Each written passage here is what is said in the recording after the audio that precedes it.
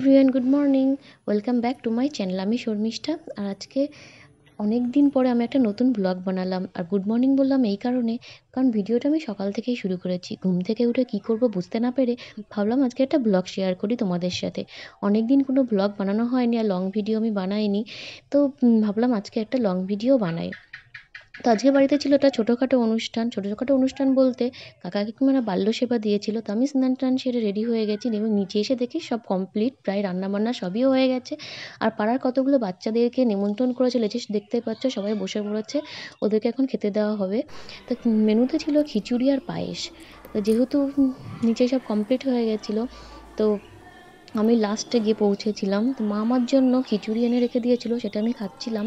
আর খিচুড়িটা না খুব সুন্দর রান্না হয়েছে। তোমরা কে কে খিচুড়ি খেতে ভালোবাসো আমাকে অবশ্যই কমেন্ট করে জানিও। আমার খুব ভালো লাগে খিচুড়ি খেতে। তারপরে দুপুরের মেনু ছিল মটন কষা, মটন। তো মা মটন রান্না করছিল, আমি ভাবলাম একটা টুক করে ভিডিও বানিয়ে দিই। তো আমি সব কিছুই যখন দিচ্ছি, তখন দুপুরের ভিডিওটা কেন দেবো না। তার আগে বলে দিই, তোমরা কিন্তু আমার চ্যানেলটিকে অবশ্যই সাবস্ক্রাইব করে দিও, যারা এখনও করোনি। একটা লাইক কমেন্ট শেয়ার অবশ্যই করে দিও, আর প্লিজ আমাকে একটু সাপোর্ট করো। তারপরে রাতের মেনুতে ছিল এগরোল। মা বললো এগরোল খাবো, তো এগরোল খেতে আমি বললাম যে আমার তো ভালো লাগছে না, আর এগরোল খেতে না ভালো লাগে, আর দোকানের থেকে বাড়িতে বানালে আরও ভালো লাগে। তা মা সব কিছু রেডি করে দিয়েছিল, আমি জাস্ট রুটিটা ডিম দিয়ে সেঁকে এ করে নিলাম। আর তোমরা কে কে বাড়িতে এগরোল বানাও আমাকে কিন্তু অবশ্যই কমেন্ট করে জানিও। দোকানের মতো হয় না, তবু মোটামুটি ভালোই লাগে। আর এগরোলটা বানাচ্ছিল দেখো আমার ভাই, আমি ওর সামনে বানিয়ে রেখে দিয়েছি, ও জাস্ট এটা রেডি করে দিচ্ছিল। আর এই রোলটা বানাচ্ছিল ওর জিজুর জন্য। তা তোমরা সবাই জানো আমার শ্বশুরবাড়ি আমার বাপের বাড়ির থেকে একদমই কাছে। তো এই স্পেশাল রোলটাও বানিয়ে ওর জিজুকে দিতে যাবে।